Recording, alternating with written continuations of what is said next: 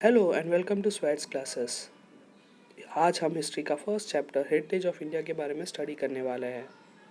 इस चैप्टर के अंदर हम लोग इंडिया का लोकेशन और एरिया स्टडी करेंगे, कल्चरल का मीनिंग समझेंगे, कल्चरल हेरिटेज क्या होता है, उसको किस तरह दो हिस्सों में डिवाइड किया गया है, नेचुरल हेरिटेज और कल्चरल हेरिटेज में, और उसके बाद गुजरात के कल्चरल हेरिटेज के बारे में लर्न करेंगे, और लास्ट में इंडिया लैंड एंड उसके पीपल के बारे में भी स्टडी करेंगे। So let's begin. India is a land of ancient culture. Ancient यानी प्राचीन और कल्चर यानी संस्कृति। तो इंडिया एक ऐसा देश है जिसमें प्राचीन संस्कृति है। एंशियंट इंडियन स्क्रिप्चर विष्णु पुराण के अंदर दो श्लोक दिए हैं, और दोनों श्लोक इस तरह ट्रांसलेट होते हैं कि नॉर्थ में हिमालय से लेके साउथ में इंडियन ओशन तक इंडिया फैला हुआ है, और इसमें बसे हुए लोगों को इंडियंस कहते हैं। और कोई भी ऑस्पिशियस सेरेमनी या पूजा पाठ होता है उसमें भारतवर्षा, भारतखंड, जम्बूद्वीप, आर्यवर्ता ये वर्ड्स का इस्तेमाल किया है। हमारी कंट्री नेचुरल बाउंड्रीज से गिफ्टेड है। हिमालय नॉर्थ में है, तो ईस्ट में बे ऑफ बंगाल, वेस्ट में अरेबियन सी और साउथ में इंडियन ओशन है। हमारी कंट्री को सोने की चिड़िया या गोल्डन बर्ड कहा जाता था, और इसी वजह से दुनिया से अलग अलग देशों से लोग इंडिया आते थे ट्रेड करने के लिए। ट्रेड करते करते वो लोग यहाँ सेटल हो गए और यहाँ के कल्चर के साथ मिक्स हो गए। उन्होंने उनका कल्चर हमें दिया, हमने हमारा कल्चर उनको दिया, और ये जो म्यूचुअल एक्सचेंज हुआ वो आज भी हमारे कल्चर में देखने को मिलता है। और इसी तरह हमारा हेरिटेज ट्रांसफ़र होता गया जनरेशन थ्रू जनरेशन, और ये हर वक्त प्रोग्रेस होता आ रहा है। अब हम नेक्स्ट टॉपिक पे जाते हैं, इंडिया लोकेशन और एरिया। और ये तो हमने 9th स्टैंडर्ड की बुक में हमने ऑलरेडी स्टडी किया था कि इंडिया का लोकेशन क्या है और उसका एरिया कितना है करके। तो हम लोग देखते हैं। तो इंडिया का लोकेशन क्या है, 8 डिग्री 4 इंच से लेके 37 degree 6 inch north latitude and 68 degree 7 inch to 97 degree 25 inch east longitude में है। इंडिया का एरिया है अबाउट 32.8 लाख स्क्वायर किलोमीटर, और ये वर्ल्ड में 7th रैंक पे है। यानी ये एरिया वाइज 7th है और पॉपुलेशन वाइज हम लोग 2nd नंबर पे हैं। अब नेक्स्ट पॉइंट देखते हैं, रिच एंड वेरिड हेरिटेज। तो ये जो पॉइंट है ये हमने हमारे प्लेज में हम लोग हमेशा बोलते हैं, I am proud of its rich and varied heritage, और उसी के बारे में हम लोग यहाँ पे स्टडी कर रहे हैं। तो यहाँ पे क्या लिखा है कि अवर मदरलैंड इज बिस्टॉर्ड, यानी हमारी मदरलैंड के अंदर बहुत रिच, हमारे कंट्री में हम लोग ब्लेस्ड है with rich and varied heritage से। और इंडिया का कल्चर रहा है कि हम लोग ट्रेड करें, और ट्रेड के साथ हम लोग पीस लविंग लोग हैं। अब इसके अंदर सच्चित आनंद, तो सत का मतलब होता है रियलिटी, चित का मतलब होता है कॉन्शियसनेस, और आनंद का मतलब होता है हैप्पीनेस। तो ये तीनों चीज़ें हमारे कल्चर में से आया है। आगे,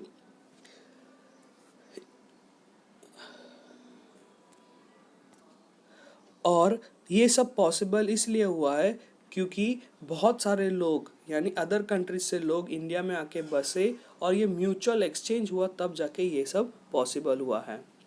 उन्होंने हमारे दो चीज़ों को एक्सेप्ट किया है, दो वैल्यूज़ को, एक नॉन वायलेंस और पीस।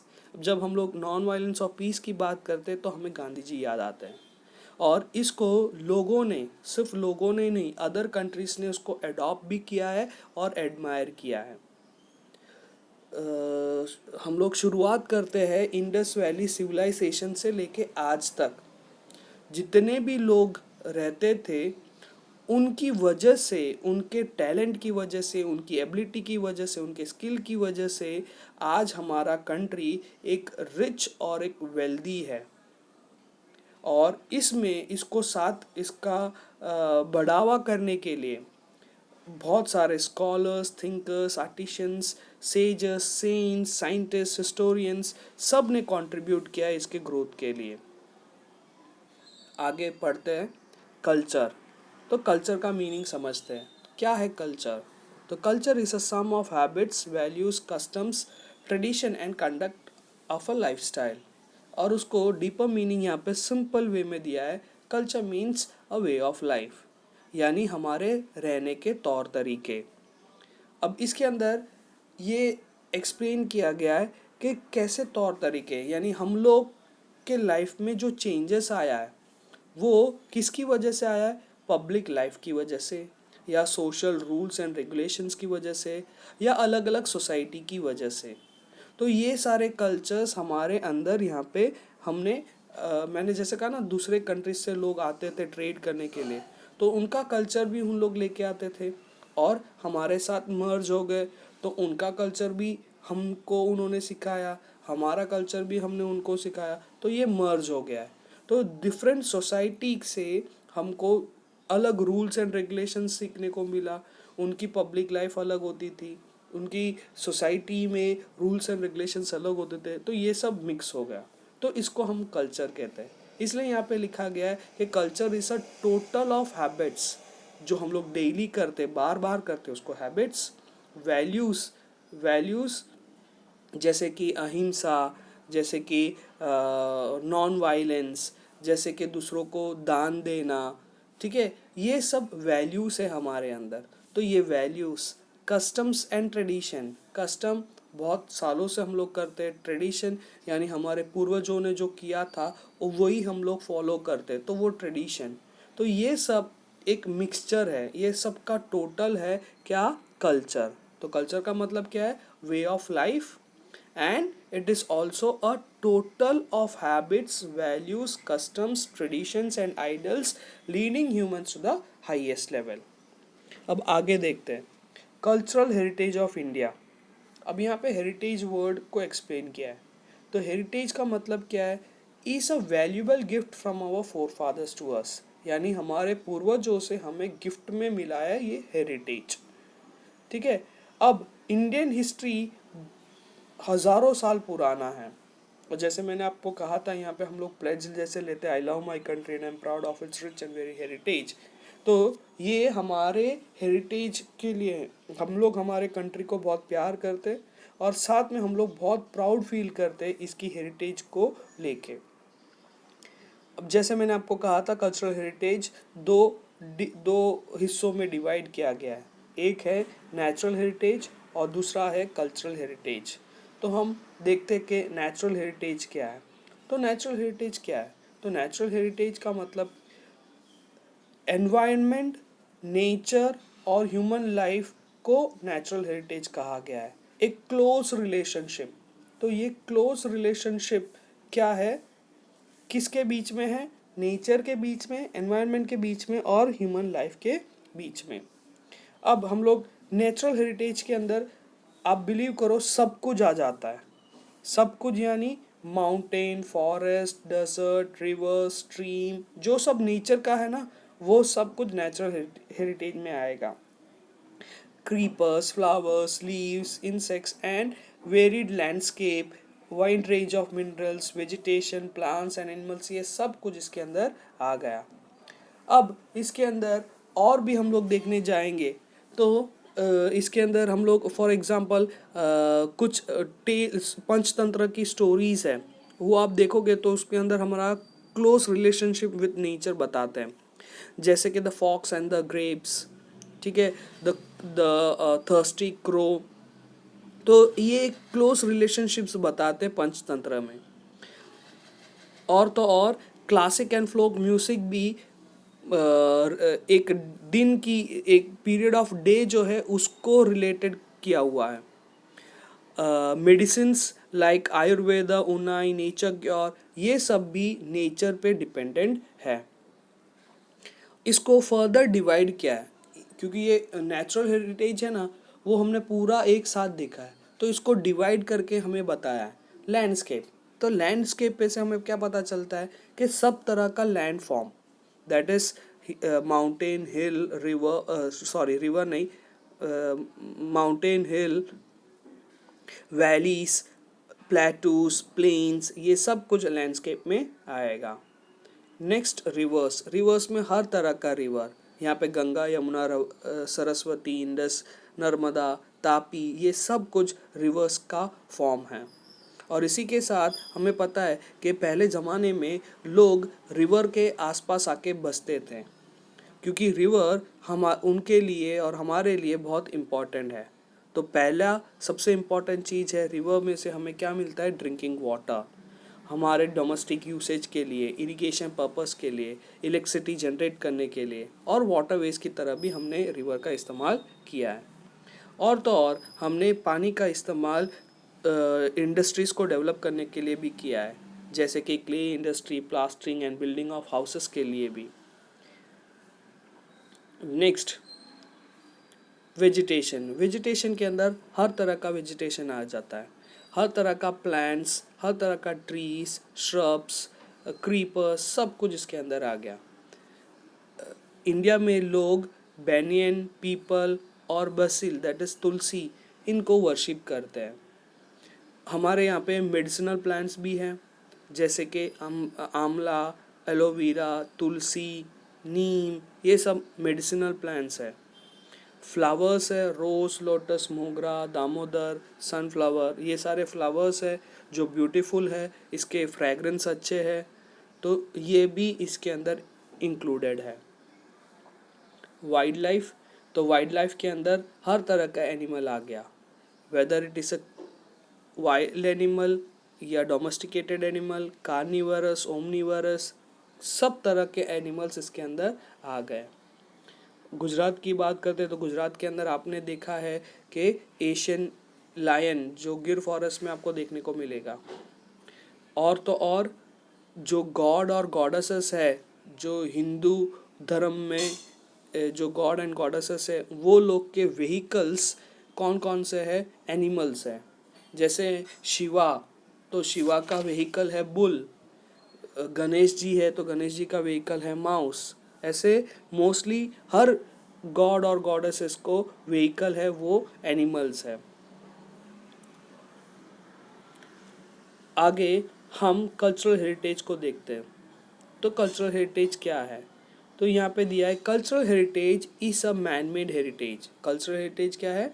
मैन मेड, मैन ने अपनी बुद्धि, युक्ति, विजडम, आर्ट, स्किल को डेवलप करके उसने कुछ बनाया है, तो उसको कहते हैं कल्चरल हेरिटेज। और इसकी शुरुआत आर्यन से लेके ब्रिटिशर्स तक जो लोग इंडिया आए, उन्होंने उनके ट्राइब या उनका कास्ट, वो लोग यहाँ पे लेके आए और उन्होंने यहाँ पे जो डेवलपमेंट किया, ये सब हमारे कल्चर के साथ मर्ज हो गया। इंडिया के अंदर आपको जो आर्ट और आर्किटेक्चर है, जो फाइंडिंग्स आए हैं, वो 5000 साल पुराना है। यानी इंडस वैली सिविलाइजेशन के जो रिमेन्स है, तो वहाँ से हमें फिगर्स मिले हैं गॉड और गॉडेसेस के, ह्यूमंस के, एनिमल्स के। और हमें एक स्कल्पचर भी मिला है जो आप यहाँ पे देख सकते हो, अ बियर्ड मैन स्कल्पचर। तो ये ध्यान से देखो कि उन्होंने दाढ़ी बताने के लिए सिर्फ लाइंस बनाई हैं टू शो के हाँ उस ज़माने में टैलेंट देखो 5000 साल पुराना है। और जो क्लॉथ उन्होंने ऊपर रखा है वो प्लेन नहीं है, उस पर डिज़ाइंस भी है। तो यानी 5000 साल पहले जो कपड़ा बनता था उस पर भी डिज़ाइंस भी होते थे। आगे देखते हैं, figure of bullock or lion or an inverted lotus of Mauryan era, the statue of Gautam Buddha in a meditative form, or the Kalkan statue of Jain Tritangas, the caves of Ellora of Rakshakutra dynasty, ये सब को देख के हमें बहुत proud feel moment होता है और रेस्पेक्ट भी हमारे कल्चर के प्रति। अब कल्चरल हेरिटेज के अंदर क्या क्या आता है? तो सारे buildings, palaces, sculptures, stupas, viharas, chaityas, temple, mosque, tombs, forts, gates, even historical places भी लाइक साबरमती आश्रम, दांडी, बारडोली, वद्रा, शांति निकेतन, ये सब कुछ किसके अंदर ऐड ऑन हो जाता है, कल्चरल हेरिटेज में। और तो और इन्होंने यहाँ पे ऐड किया है कि हमारे language, script, discovery of zero, mathematics, calendar, astronomy, iron, literature, religion, युद्धास्त्र, chariot, political science, zoology, botany, Vastushastra, religion, republic, judiciary, legislation, environment protection, ये सब इंडिया की डिस्कवरीज रही है, इम्पॉर्टेंट डिस्कवरीज रहा है। हम लोग नेक्स्ट टॉपिक देखते हैं, कल्चरल हेरिटेज ऑफ गुजरात।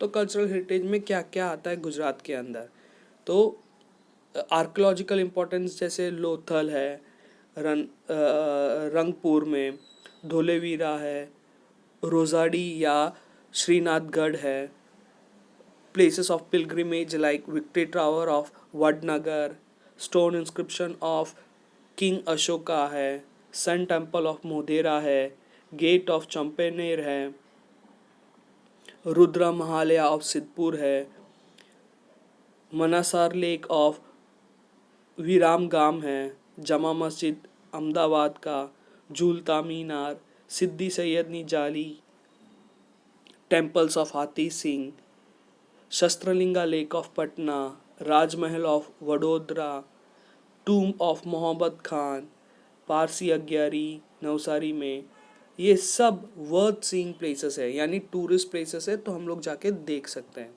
और साथ में रिलीजियस इंपॉर्टेंट के प्लेसेस भी दिया हुआ है, Dwarkadhish temple of Dwarka, Shraddhapeeth of Jagad Guru Shankaracharya, Somnath temple of Jyotirlinga, Ambaji in north Gujarat, ऐसे कई सारे टेम्पल्स भी है जो रिलीजियस इंपॉर्टेंस के हैं। और तो और टूरिज़्म, सोशल और रिलीजियस ओरिएंटेड प्लेसेस भी है गुजरात के अंदर, polo forest, Vijaynagar, kite festival, Kankaria carnival, Tanagiri festival. तो ये भी हमारे कंट्री यानी हमारे स्टेट के इम्पॉर्टेंट प्लेसेस हैं। अब tourist places of Jain and Buddhist, तो यहाँ पे जैन और बुद्धिस्ट रिलीजन को बरकरार रखने के लिए जैन और बुद्धिस्ट ने केव्स के अंदर टेम्पल या उनके प्रीचिंग्स को दिखाया है। और ये केव्स हम लोग गुजरात के अंदर हम लोग इस जगहों पे देख सकते हैं, वडनगर, तारंगा, खंबालिया, शामलाजी, कोटेश्वर, तालाजी, डंक, जहागदिया, ये जगहों पे हमें देखने को मिलता है। ये फेयर्स ऑफ गुजरात है। गुजरात के अंदर अलग अलग टाइम पे अलग अलग जगहों पे फेयर्स है, there are around 15 of them. तो ये 1 मार्क के लिए पूछा जाता है कि फेयर का नाम या ये फेयर कौन सी जगह पे होता है या उसका टाइम क्या है, ठीक है, तो ये आप देख सकते हो।